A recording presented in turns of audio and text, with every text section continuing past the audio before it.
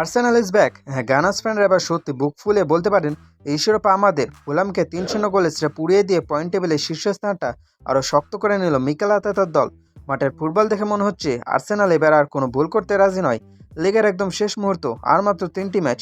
এই ৩ ধাপ পার হতে পারলেই বহু বছর সেই আক্ষেপ ঘুচবে, এমিরেটসে আসবে প্রিমিয়ার লিগ ট্রফি। কিন্তু গ্যালারি উল্লাস কি এখনই করা ঠিক হবে? কারণ গল্পের ভিলেন হিসেবে এখনও দাঁড়িয়ে আছে একজন, Pep Guardiola, the master mind. চলুন একটু অঙ্ক করা যাক। ৩৫ ম্যাচে আর্সেনালের পয়েন্ট এখন ৭৬, দারুণ পজিশন, সন্দেহ নেই। কিন্তু ম্যানচেস্টার সিটির দিকে তাকালে একটু খটকা লাগবেই। সিটি ২ ম্যাচ কম খেলে ৭০ পয়েন্টে আছে, অর্থাৎ হাতে থাকা ওই ২ ম্যাচ জিতলেই তারা আর্সেনালের ঘাড়ে নিঃশ্বাস ফেলবে।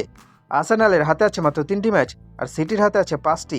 গানার্সরা যদি তাদের বাকি ৩ ম্যাচ জিতেও নেয়, তবুও কি তারা চ্যাম্পিয়ন? উত্তরটা হলো না, কারণ পেপ গার্দিওলা সিটি যদি তাদের ৫টি ম্যাচের সবকটিতে জয় পায়, তবেই শুরু হবে গোল ব্যবধানের আসল খেলা। আর্সেনাল এখন সিটির চেয়ে ২ ম্যাচ বেশি খেলে গোল ব্যবধানে মাত্র ৪ গোলে এগিয়ে আছে। প্রিমিয়ার লিগের লড়াইটা যখন এত সমানে সমান, তখন প্রতিটা গোল এখন হীরা জহরত। যদি দুই দলই তাদের সব ম্যাচ জিতে যায়, তবে ট্রফি কার ঘরে যাবে তা ঠিক করবে ওই গোল ডিফারেন্স। আর্সেনালকে শুধু জিতলেই হবে না, বড় ব্যবধানে জিততে হবে। আবার সিটির হাতে ম্যাচ বেশি থাকায় তাদের সামনে সুযোগ আছে গোলবন্যা বইয়ে দেওয়ার।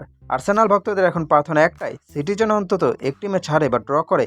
কারণ সিটি যদি পয়েন্ট হারায়, তবে আর্সেনালের পথ পরিষ্কার হবে। এখন প্রশ্ন হলো, সিটিকে হারবে? পেপ গার্দিওলার দল যখন লিগের শেষ দিকে উইনিং মোডে থাকে, তখন তাদের থামানো প্রায় অসম্ভব। তবে ফুটবল অনিশ্চয়তার খেলা। সিটির সামনে এখনো 5টি ম্যাচ, যার মধ্যে ক্লান্তি বা ছোট একটা ভুলেই বদলে দিতে পারে পুরো দৃশ্যপট। অন্যদিকে আর্সেনালের জন্য চাপটা পাহাড় সমান, একটা ভুল মানেই শিরোপা হাতছাড়া। আর্তেতা কি পারবেন তার শীর্ষদের স্নায়ু ধরে রাখতে?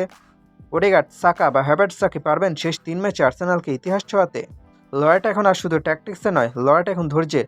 আর্সেনাল কি পারবে দীর্ঘ খরা কাটিয়ে ইপিএলের ট্রফি ঘরে তুলতে, নাকি আবারও শেষ মুহূর্তে বটলিং করে সিটির হাতে শিরোপা তুলে দিয়ে আসবে?